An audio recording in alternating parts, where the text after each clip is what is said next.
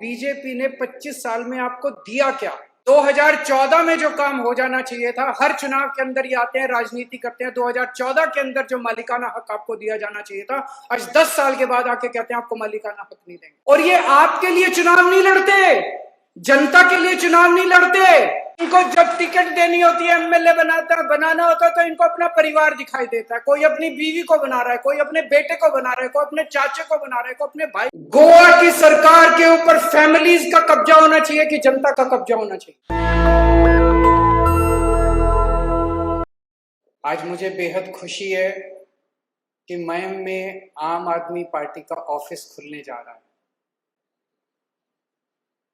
ये ऑफिस आपका ऑफिस है। आम आदमी पार्टी आपकी पार्टी है। ये पार्टी का ऑफिस मत समझना। यहां पे आपको कुछ भी समस्या हो,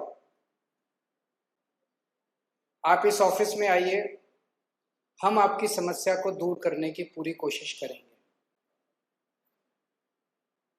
बहुत सारे ऐसे काम होते हैं, एक गरीब आदमी को राशन कार्ड बनवाना है, आधार कार्ड बनवाना है, वोटर कार्ड बनवाना है, जाति प्रमाण पत्र बनवाना है, इनकम सर्टिफिकेट बनवाना है। कितने तरह के सरकार से काम होते हैं। जब आप सरकारी दफ्तर में जाते हो, आपको समझ नहीं आता किससे मिलूं, क्या करूं, कैसे करूं, कौन सा फॉर्म भरना है। आप हमारे ऑफिस आओ, हम आपका काम करवा के देंगे, बिना रिश्वत के करवा के देंगे। सरकार की इतनी सारी योजनाएं हैं, गृहलक्ष्मी योजना है, ये योजना, ये योजना। एक गरीब आदमी को पता नहीं होता मैं कैसे अप्लाई करूं, कौन सा फॉर्म भरूं, किसके पास जाऊं। आप हमारे ऑफिस आओ, हम आपको सारी योजनाओं का लाभ बताएंगे, जितनी सरकारी योजनाएं सबकी लिस्ट बताएंगे, ताकि एक गरीब आदमी को उसका फायदा मिल सके। और भी जितनी समस्याएं, आपके इलाके में पानी नहीं आ रहा, अभी सियोलिम में मेरे को पता चला है कि इलाके में पानी नहीं आ रहा था। हमारे कार्यकर्ताओं ने सबने मिलके, एक साथ सब मिलके वहां पे गए, सरकार के दफ्तर में गए और वहां पे पानी लेके आए। आपके यहाँ पानी नहीं आ रहा, आपकी सड़क टूटी है, आपका किसी भी तरह का कोई भी इलाके में काम है, बिजली का काम है, पानी का काम है, सड़क का काम है, आप हमारे ऑफिस में आओ। आपके साथ मिलके, जनता के साथ मिलके आवाज उठाएंगे और आपका काम कराएंगे। ये आपका ऑफिस है, आपको इस ऑफिस का पूरा उपयोग करना है। और अगर कोई काम ना भी हो तो हमारे ऑफिस में चाय पीने आना, बैठ के चाय पीना, गप्पे मारना। तो आज मुझे बेहद खुशी है, आज हमारे ऑफिस का उद्घाटन हो रहा है और 2 हफ्ते के बाद आपके मयम कंस्टिट्यूएंसी में एक क्लिनिक को भी खोला जाएगा। छोटी छोटी बीमारियां होती है ना, बुखार हो जाता है, खांसी जुकाम हो जाता है, प्राइवेट डॉक्टर के पास जाओ तो वो बहुत फीस लेता है, बाहर से दवाइयां लो तो दवाइयों का बहुत खर्चा आता है। एक शानदार क्लिनिक खोलेंगे, उसमें कोई डॉक्टर की फीस नहीं होगी, सारी दवाइयां मुफ्त मिलेंगी, सारे टेस्ट मुफ्त होंगे।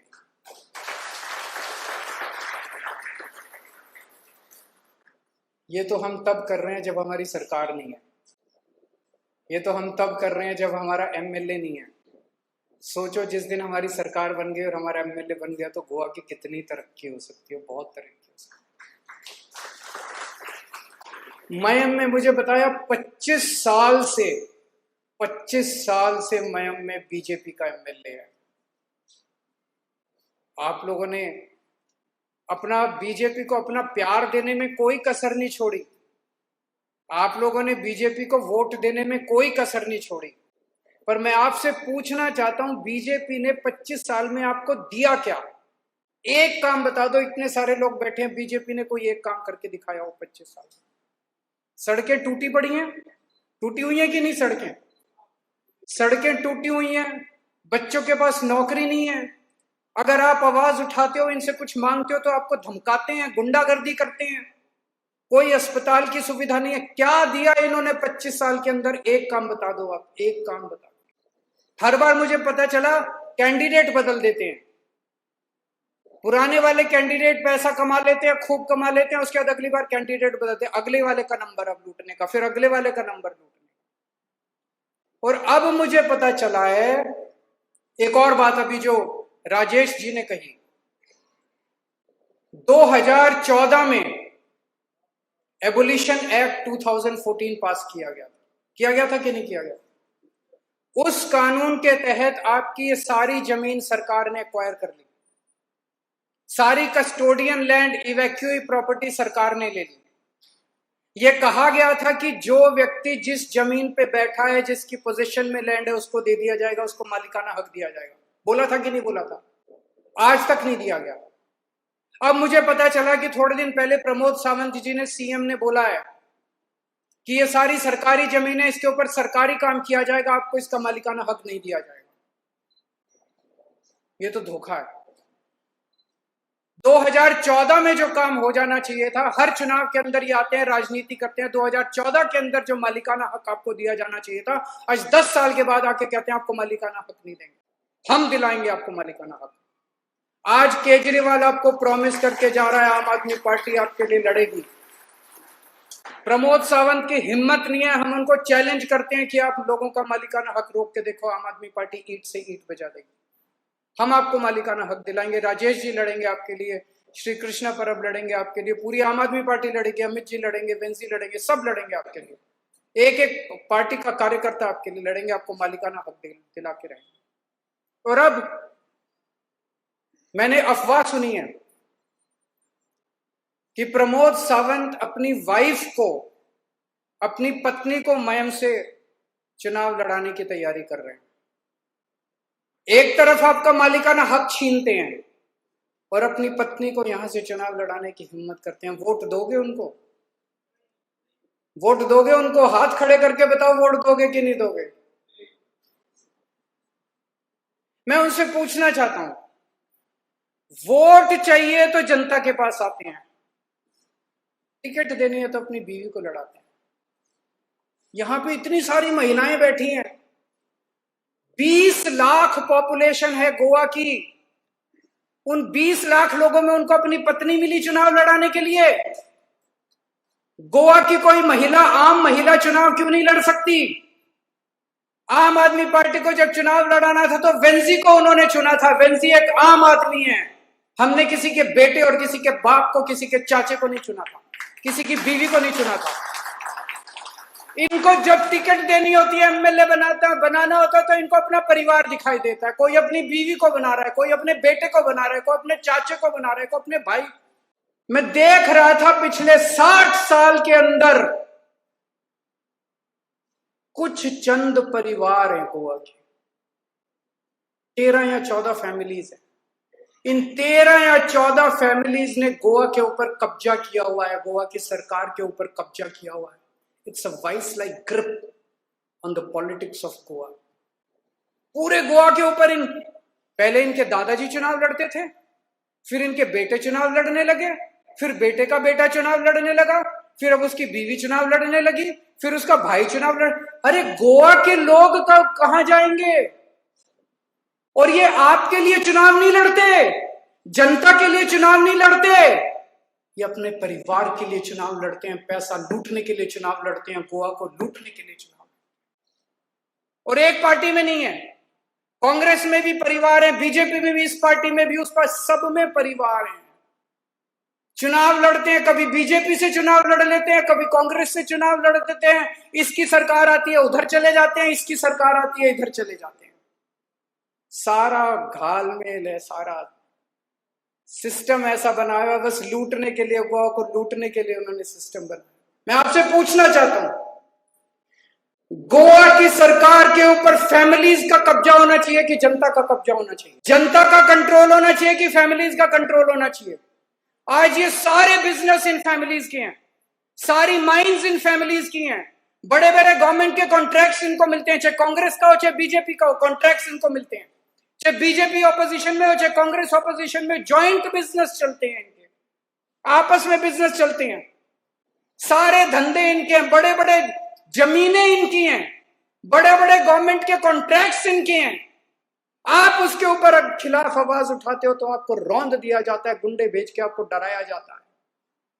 इस सिस्टम को बदलना है। इस बार चुनाव के अंदर सिस्टम बदलना, पार्टी मत बदलना। ये सारी पार्टियां एक जैसी हैं, सब मिले हुए। इस बार हमें सिस्टम बदलना है। गोवा के रिसोर्सेज के ऊपर जनता का अधिकार होना चाहिए कि इन फैमिलीज का अधिकार होना चाहिए? जोर से बताओ, गोवा के रिसोर्सेज के ऊपर फैमिलीज का अधिकार होना चाहिए कि जनता का अधिकार होना चाहिए? जनता का अधिकार होना चाहिए। आज हमारे पास इतने जंगल हैं, हमारे पास इतने नदियां, इतने पेड़ हैं, ये सारा इतनी माइंस हैं, ये सारा लूट के ले जाते हैं। इसका फायदा आपके बच्चों को मिलना चाहिए ना, आपके परिवार को मिलना चाहिए ना। इससे स्कूल बनने चाहिए, अस्पताल बनने चाहिए, सड़कें बननी चाहिए। ये सारा पैसा अपना स्विस बैंक को मिले जाता। इस सिस्टम को बदलना पड़ेगा। कल मैं दिल्ली से आ रहा था गोवा, फ्लाइट में मेरे बगल में एक आदमी बैठा था, बोला सर ये बीजेपी कांग्रेस दोनों एक ही हैं। मैंने कहा कैसे? बोला सर आप देख लीजिए, कांग्रेस का जो गोवा का स्टेट अध्यक्ष है अमित पाटकर, बोले सर अमित पाटकर की माइंस चलती हैं। ऐसा है क्या? माइंस चलती हैं क्या? माइंस चलती हैं उनकी। बोला उनकी माइंस चलती हैं। बोला सीएम के आशीर्वाद के बिना तो माइंस चल नहीं सकती। सीएम के प्रमोद सावंत जी के आशीर्वाद के बिना तो लाइसेंस भी नहीं मिल सकता, माइन भी नहीं चल सकती। बोले तो सर दोनों एक ही तो हैं, अलग अलग थोड़ी हैं, मिलके ही तो सब लोग कमाते हैं। सब घालमेल है, हम सब बेवकूफ है, जनता बेवकूफ बनाते हैं, जनता को बेवकूफ बनाते हैं। कहते हैं, ये कहता है हम कांग्रेस हैं, वो कहता है बीजेपी, सारे एक ही हैं। इस बार इस सिस्टम को बदलना है। बस इतना कहने के लिए मैं आप लोगों के बीच में आया हूं। आप लोग बहुत देर से इंतजार कर रहे हैं। हम लोग वर्सिस से चले थे, मुझे बताया गया था 45 मिनट्स का रास्ता है, लेकिन फिर जिस रास्ते से हमें आना था वो सारी सड़क टूटी हुई थी, तो मुझे बताया गया ऊपर से ऑर्डर आए कि केजरीवाल को घुमा के दूसरी सड़क से लेके जाओ, तो इसीलिए 1.5 घंटा लग गया हमें आने में। मैं माफी चाहता हूँ आप लोगों से कि आने में इतना देर लगी, लेकिन बहुत बहुत शुक्रिया अदा करता हूँ, आप लोग इतनी देर से इंतजार कर रहे थे। सड़कों के खिलाफ भी आम आदमी पार्टी ने जो गड्ढे हैं उसके खिलाफ आवाज उठाई है, और मैं उम्मीद करता हूँ इस आवाज को एक साथ मिलके बुलंद करेंगे और गोवा को मिलके ठीक करेंगे। नेशनल दस्तक की आपसे गुजारिश है कि अगर इसको बचाना चाहते हैं तो नेशनल दस्तक को सब्सक्राइब करने के लिए रेड कलर के सब्सक्राइब बटन को दबाएं, फिर बेल आइकन की घंटी दबाएं। नेशनल दस्तक को बचाने के लिए बहुत जरूरी है कि हर खबर को शेयर करें, लाइक करें, कमेंट जरूर करें।